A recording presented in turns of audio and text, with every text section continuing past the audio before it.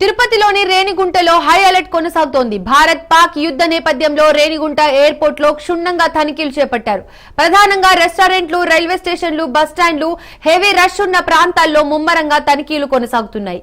SP, DSP ఆధ్వర్యంలో ముమ్మర సోదాలు నిర్వహించారు. ఆపరేషన్ సింధూర్ 2.0లో భాగంగా ఎలాంటి నష్టం జరగకుండా మరింత నిఘా పెంచారు తిరుపతి పోలీసులు.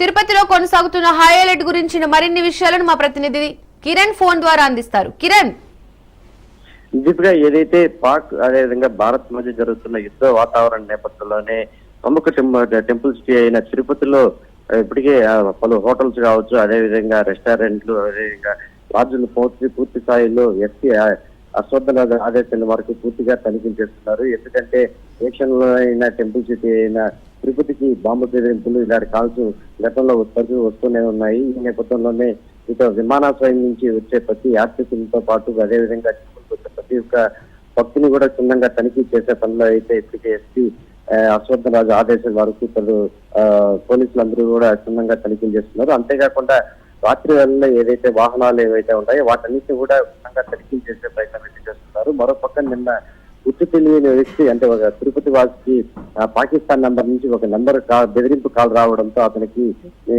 తిరుపతిని అదేవిధంగా చుట్టుపక్కల ప్రాంతాలంతా పేల్చేస్తామంటూ కూడా అంటే గతంలో అయితే మెయిల్స్ ద్వారా వచ్చే బెదిరింపు కాల్స్ వచ్చేది. అయితే నిన్న వచ్చిన కాల్ మాత్రం డైరెక్ట్ గా ఒక పాకిస్తాన్ నంబర్ నుంచి తిరుపతి వాసికి కాల్ రావడం జరిగింది. అయితే పూర్తి స్థాయిలో దీనిపై దృష్టి సారించిన తిరుపతి ఎస్పీ అశ్వత్థరాజు పూర్తి స్థాయిలో నిన్నటి నుంచి కూడా అంటే హోటల్స్ కావచ్చు, అదేవిధంగా పలు లాడ్జ్లు, రైల్వే స్టేషన్స్, ఎయిర్పోర్ట్ లో పూర్తి స్థాయిలో రేణిగుంట విమానాశ్రయం చుట్టుపక్కల కూడా తనిఖీలు అయితే చేపడుతున్నారు. ఎందుకంటే ఏ క్షణమైనా ఏ సంఘటనైనా జరుగుతాయనే ముందు జాగ్రత్తనే తిరుపతి ఎస్పీ అశ్వత్థరాజు ఆదేశాల మేరకు పూర్తి స్థాయిలో తనిఖీలు అయితే చేపడుతున్నారు.